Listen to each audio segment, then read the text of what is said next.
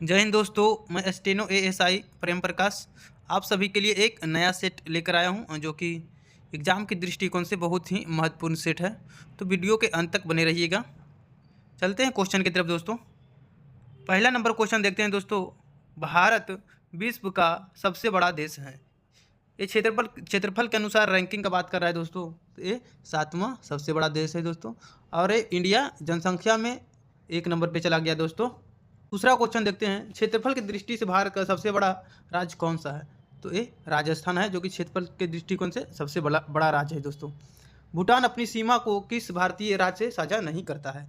तो ये भूटान है दोस्तों, जो कि मेघालय से अपना सीमा का साझा नहीं करता है दोस्तों। 4 नंबर क्वेश्चन देखते हैं। भारत और पाकिस्तान के बीच कौन सा सीमा रेखा है? तो भारत और पाकिस्तान के बीच है जो कि रेड क्लिफ रेखा है दोस्तों। और भारत और चीन की बात करेगा तो ये मैक मोहन हो जाएगा दोस्तों। 5 नंबर क्वेश्चन देखते हैं। भारतीय मानक किस रेखांश पर अपनाया गया है? तो ये 82.5 ईस्ट रेखांश पर अपनाया गया है दोस्तों। निम्न में से किस राज्य की तट रेखा सबसे लंबी है? तो ये गुजरात की तट रेखा है जो कि सबसे लंबी। भारत के कितने राज्यों से समूह तट रेखा संलग्न है? तो ये 9 हो जाएगा दोस्तों। 8 नंबर क्वेश्चन देखते हैं। भारत की मुख्य भूमि की दक्षिण सीमा है। तो ये 8 डिग्री 4 मिनट उत्तरी अक्षांश। 9 नंबर क्वेश्चन देखते हैं दोस्तों। भारत का क्षेत्रफल विश्व के कुल भौगोलिक क्षेत्रफल का कितना प्रतिशत है? तो ये 2.4% है दोस्तों। 10 नंबर क्वेश्चन देखते हैं। कौन सी अक्षांश रेखा भारत के मध्य से होकर गुजरती है? या फिर यूं भी क्वेश्चन आता है दोस्तों कि कौन सी रेखा है जो कि भारत को 2 बराबर भागों में विभाजित करती है? तो ये कर्क रेखा है जो कि भारत के 8 राज्यों से होकर गुजरती है दोस्तों। अगला क्वेश्चन देखते हैं। निम्नलिखित में से किस राज्य से होकर कर्क रेखा नहीं गुजरती है? तो ये उड़ीसा से होकर नहीं गुजरती है। भारत की मुख्य भूमि का दक्षिण नोक कौन है? तो ये केप कमोरिन हो जाएगा, या फिर इसको कन्याकुमारी भी बोला जाता है दोस्तों। भारतीय भूमि का सर्वाधिक उत्तरी भाग कौन सा है? तो ये इंदिरा कौल हो जाएगा दोस्तों।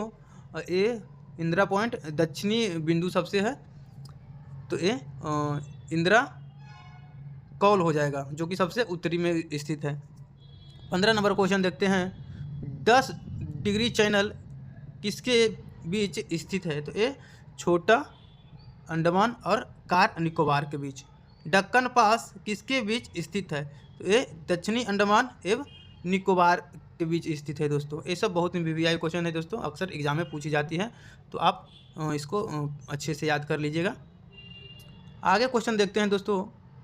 निम्नलिखित में से किस देश के साथ भारत का अंतर्राष्ट्रीय सीमा रेखा नहीं लगती है? तो ये श्रीलंका है दोस्तों। ये भी पिछले साल प्रीवियस ईयर में पूछा हुआ क्वेश्चन है दोस्तों। भारत की सबसे लंबी स्थलीय सीमा किस देश के साथ है? तो ये दोस्तों बांग्लादेश के साथ लगता है।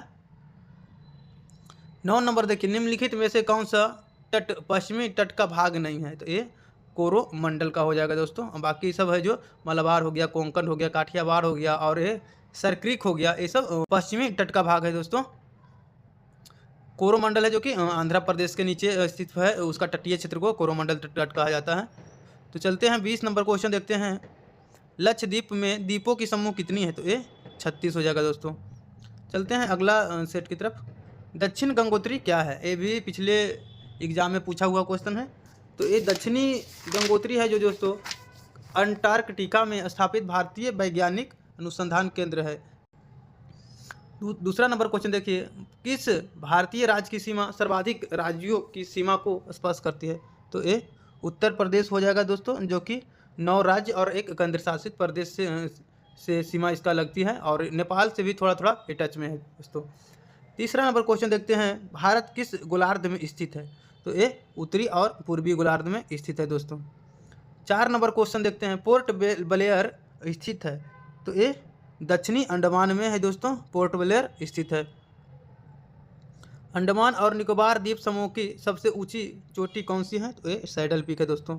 सह्याद्री पर्वत श्रृंखला का अन्य नाम क्या है? तो ये है दोस्तों पश्चिमी घाट भी इसको कहा जाता है। एलिफेंटा की गुफाएं कहाँ हैं? तो ये एलिफेंटा को जो गुफाएं हैं दोस्तों ये महाराष्ट्र में स्थित है। हिमाचल प्रदेश में स्थित दर्रा कौन सी है? तो हिमाचल प्रदेश में जो दर्रा है दोस्तों ये सिपकिला दर्रा है। आगे चलते हैं। किस पर्वतीय स्थल को सतपुड़ा की रानी कहा जाता है? तो ये पंचमढ़िया जो कि मध्य प्रदेश में स्थित है दोस्तों। भारत का सर्वोच्च पर्वत शिखर कौन सा है? तो ये गॉडविन ऑस्टिन या फिर इसको K2 भी बोला जाता है दोस्तों। भारत में मुख्य हिमालय की सर्वोच्च चोटी कौन सी है? तो ये नंदा देवी हो जाएगी दोस्तों। हिमाचल के फुट हिल रीजन्स निम्न में से किस नाम से जाना जाता है? तो ये शिवालक की जो पहाड़ियाँ हैं, चोटियाँ हैं, वो हिमालय के फुट हिल रीजन में आते हैं दोस्तों।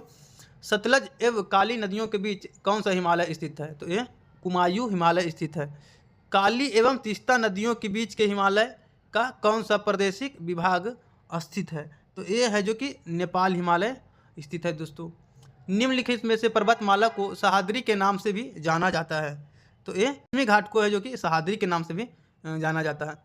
पश्चिमी घाट यानी सह्याद्री की सबसे ऊंची चोटी कौन है? तो ये अनायमुड़ी है दोस्तों। पूर्वी घाट पर्वत श्रेणी का सर्वोच्च शिखर कौन सा है? तो ये महेंद्रगिरी है जो कि पूर्वी घाट पर्वत श्रेणी का सर्वोच्च शिखर है। कार्डेमम पहाड़ी कहाँ स्थित है? तो ये केरल में स्थित है। कार्डेमम सॉरी नाम ही ऐसा है। 19 नंबर क्वेश्चन देखते हैं। छोटा नागपुर का पठार की सबसे ऊंची चोटी कौन सा है? तो ये पारसनाथ है दोस्तों जो कि झारखंड में स्थित है। कोडाई कनाल किस पर्वत श्रृंखला पर स्थित है? तो ये पलानी पर्वत श्रृंखला पर स्थित है। चलते हैं आगे क्वेश्चन में। गुरु शिखर पर्वत चोटी कौन से राज्य में स्थित है? तो एक गुरु शिखर पर्वत चोटी है जो कि राजस्थान में है और ये अरावली पर्वत श्रेणी का एक पार्ट है। सबसे ऊंची चोटी है जो कि गुरु शिखर है अरावली का। शिवराव पहाड़ियाँ कहाँ उपस्थित है? तो ये तमिलनाडु में स्थित है दोस्तों। ये सब बहुत VVI क्वेश्चन है, अक्सर एग्जाम में पूछे जाते हैं दोस्तों। नर्मदा एवं ताप्ती नदियों के मध्य कौन स्थित है? तो ये है जो कि सतपुड़ा पहाड़ियों के बीच नर्मदा एवं ताप्ती नदी के मध्य है दोस्तों। ये सतपुड़ा का जो पहाड़ी है इसके बीच का क्षेत्र का सतपुड़ा का पहाड़ी है जो कि स्थित है। अंडमान निकोबार द्वीप समूह में सबसे अधिक ऊंचाई वाली चोटी कौन सी है? तो ये पहले ही हम बताएं दोस्तों, ये सैडल पीक हो जाएगा। जवाहर सुरंग किस प्राकृतिक पर्वतीय दर्रा का नाम है? तो ये 5 नंबर है। बनिहाल दर्रा है जो कि जवाहर सुरंग के नाम से जाना जाता है। कौन सा दर्रा पश्चिमी घाट पर्वतमाला में स्थित नहीं है? तो ये पिपली घाट हो जाएगा। पाल घाट दर्रा निम्न में से किन 2 राज्यों को जोड़ता है? जो पाल घाट है दोस्तों ये केरल और तमिलनाडु को आपस में जोड़ता है दोस्तों। बोमडीला दर्रा भारत के किस राज्य में स्थित है? तो ये अरुणाचल प्रदेश में स्थित है। इसका एक सेपरेट वीडियो भी बना देंगे दोस्तों। जितने भी आपका दर्रा है और घाटें हैं सबका एक वीडियो हम बना के अलग से डाल देंगे, आप लोग देख लीजिएगा। इसमें बहुत सारा कन्फ्यूजन रहता है। जम्मू से श्रीनगर किस मार्ग किस दर्रे से होकर गुजरता है? तो 9 नंबर क्वेश्चन देखिए, ये बनिहाल दर्रे से होकर गुजरता है दोस्तों। 10 नंबर क्वेश्चन देखते हैं। निम्नलिखित में से कौन सा युग्म सुमोलित नहीं है? तो इसमें जो जलेपलिया है दर्रा ये है दोस्तों, ये सिक्किम में है। अरुणाचल प्रदेश इसमें गलत दिया हुआ है, मतलब सुमेलित नहीं है। ये है जो कि सिक्किम में स्थित है दोस्तों।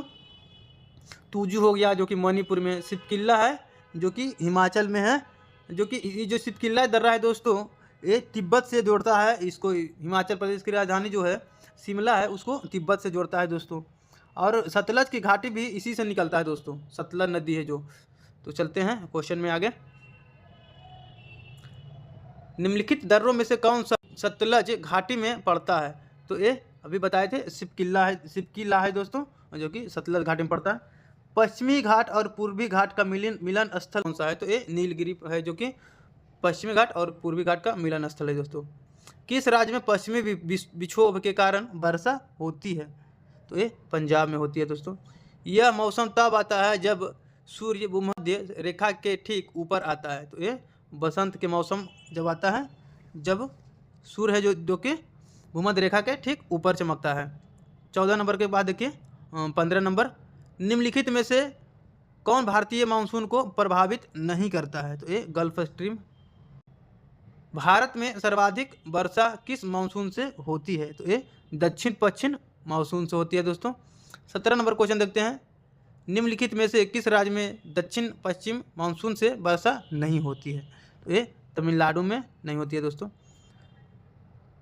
दक्षिण पश्चिमी मानसून निम्नलिखित में से किस राज्य में सर्वप्रथम प्रवेश करता है? तो ये केरल में सबसे पहले प्रवेश करता है दोस्तों। भारत के उत्तर पश्चिमी भाग में शीतकालीन वर्षा का कारण है? तो ये पश्चिमी विक्षोभ के कारण ये वर्षा होता है दोस्तों। 20 नंबर क्वेश्चन देखिए। भारत में सर्वाधिक वर्षा प्राप्त करने वाला स्थान? तो ये मासीराम है, जो कि सबसे अधिक वर्षा होता है दोस्तों। तो आज के सेट के लिए इतना ही। जय हिंद, जय भारत।